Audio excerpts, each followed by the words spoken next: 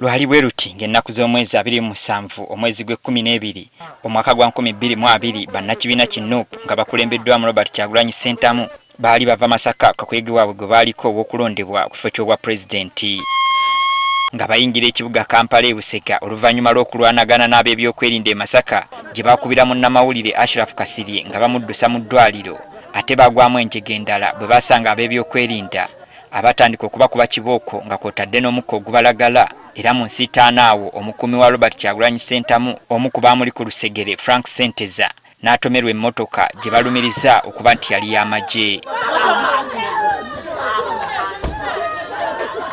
Yamaze mukubya nagwere ngayagali bwezi najimirira nabagamba tumuleza mu ddwaliro gachasa wadde ono yaddusibwa mu ddwaliro e Lubaga abasawo bakola kye basobola wabula eyiye baali bamaze okuvuunika.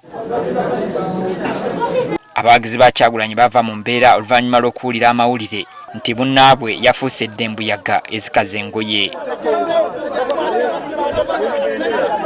Robert Kyagulanyi naye olwatuuka ku ddwaliro embeera yamusukkako bwe yali ayogerako eri abantu bano amaziga ne gamuyitamu. Ne buli omu agumye munne, buli omu agumye munne, abaana abo mubakwateko mumuhaginge munyweze fena twesibe ekimyu buli omu agumire ku munne. Bwe twogerera nga giweze emyaka 3 bweddu bukyanga Frank Senteza ava mu bulamu bw'ensi eno. Kati bannakibiina kye nga bakulembeddwamu Robert Kyagulanyi Ssentamu bakuŋŋaanidde ku ttiko ya Our Lady of Souls ekitovu mu Masaka okusabira omwoyo gwe.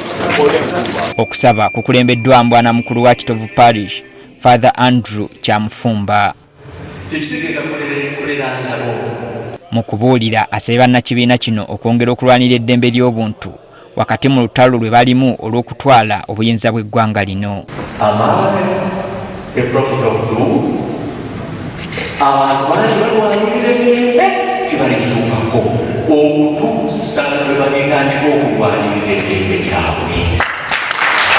Mu kiseera Senteza we yattirwa baali bava Masaka mu kitundu ky'omubaka Mathias Mpuuga gwe batakyali makambugu n'ekibiina ki Nuupu era mu kusaba kuno ye talabiseeko. Wano Robert Kyagulanyi Ssentamu asinzidde ne yennyamira eri bannabyabufuzi abatakyasobola kuwaayo budde kusabira ku Senteza ate nga yabayirawo omubiri mu biseera bye yattirwamu.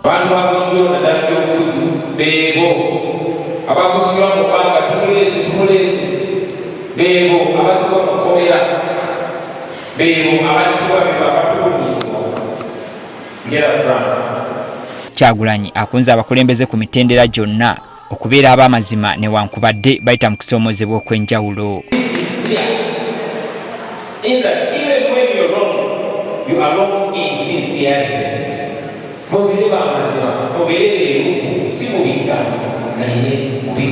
Akulira oludda oluwabula gavumenti mu Paalamenti Joel Ssenyonyi ategeezezza nga bwe batajja kupondoka kubanja bwenkanya ku bantu baabwe abazze battibwa n'okubuzibwawo olw'ebyobufuzi.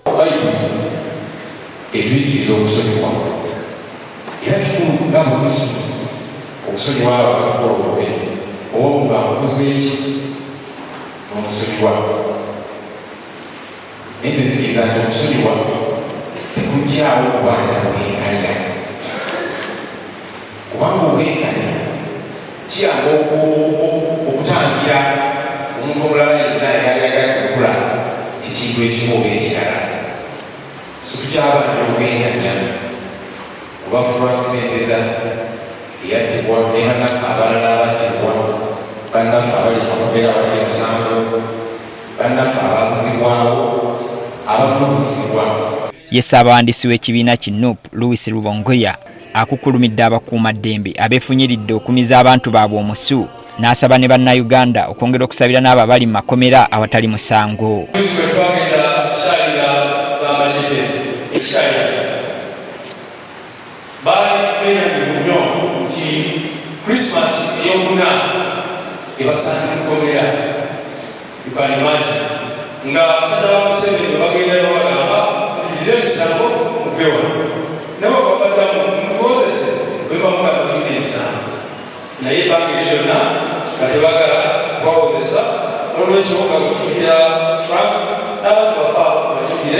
Meya mmeeya w'ekibuga Masaka Florence Namayanja alopedde Kyagulanyi nga bwe bafuna okutaataaganyizibwa kw'abakulembeze bannaabwe ku nsonga z'enkyukakyuka.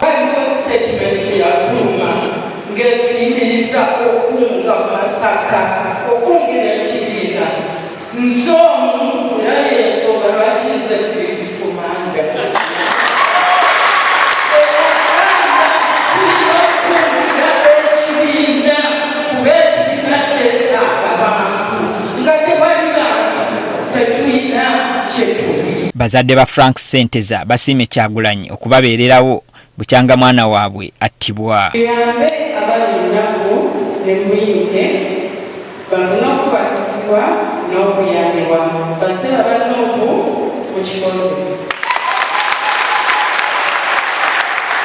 Wetwogerera ng'ebula ebbanga ttono bannayuganda okuddamu akalulu k'obwa pulezidenti wadde ng'ebikolwa nga bino ebyakolebwa mu kulonda okwaggwa tewali muntu yenna yavunaanibwa. Ekyongera okunnyika bannayuganda emitima ko n'okwefumiitiriza kuba gye basobola okufuna obwenkanya olw'abantu baabwe abazze battibwa mu ngeri ez'enjawulo n'abamu okubuzibwawo nga nakati tebamanyiddwako.